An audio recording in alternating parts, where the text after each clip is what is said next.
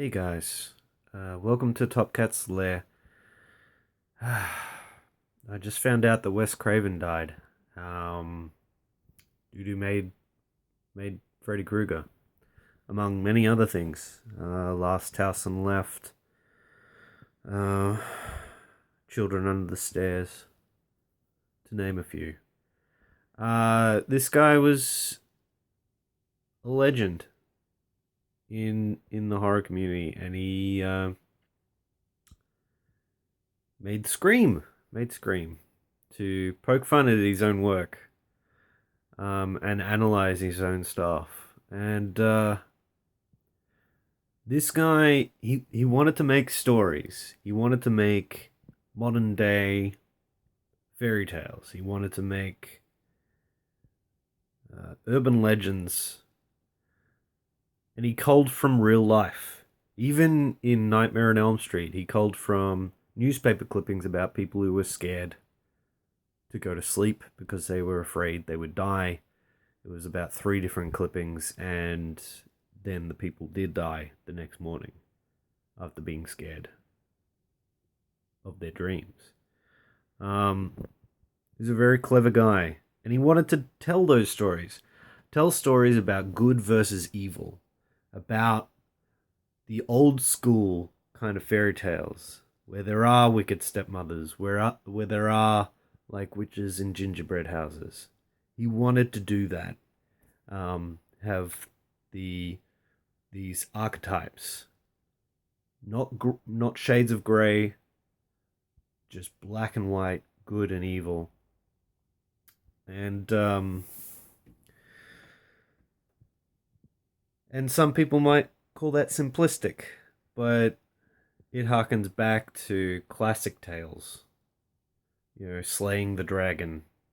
You know, the knight that slays the dragon. But he, championed uh, a woman slaying the demon. You know, and and he entertained me for quite a while, and probably influenced me in a while. Uh, in a lot of his interviews, he talks about. I'll upload one that I really liked from the DVD of Last House on the Left, which a lot of people nowadays can't see because they'll get triggered or something. But it's I believe he said something like, "You watching this film and feeling distressed and feeling disgusted and scared for the characters and sympathetic and empathetic towards these characters that are having terrible things done to them. This is your litmus test. This is what horror movies and thriller movies can be. It can be just checking your pulse to see if you're still alive. It can be checking that you still empathize with people. And if you do, then that's a good thing, you know. And he talks about how movies are trying to he was worried about movies kind of making violence pretty, right?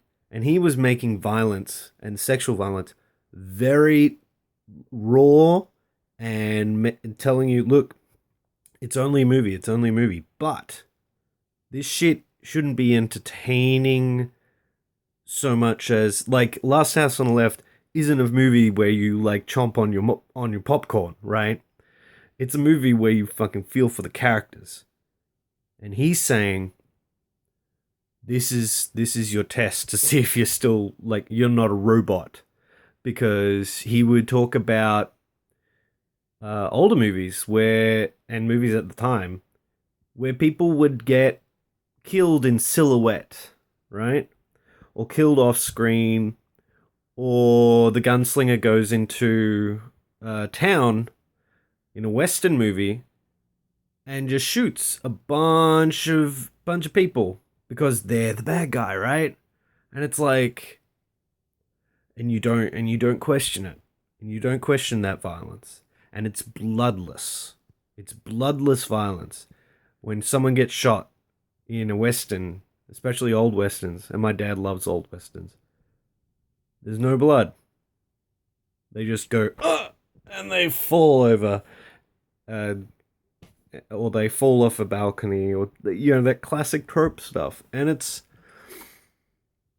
And what Wes Craven was saying is, no, I'm gonna do a movie where the violence is raw and the violence is real and bloody, and the threat is real.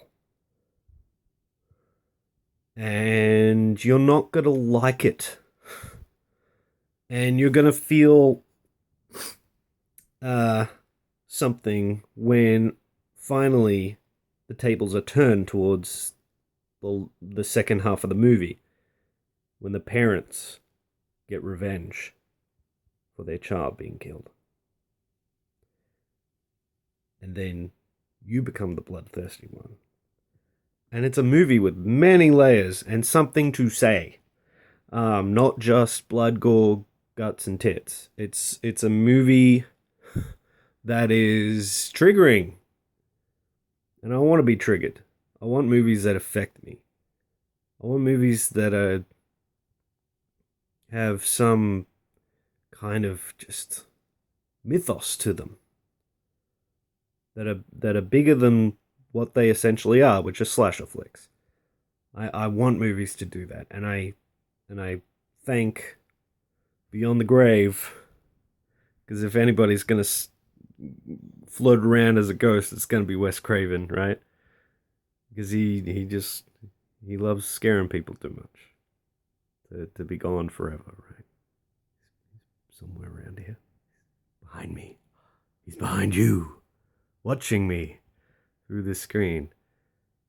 He's great, and he does it with a smile. He does it with a wink and a smile and a little bit of commentary. And you know what? He's left his mark on this world.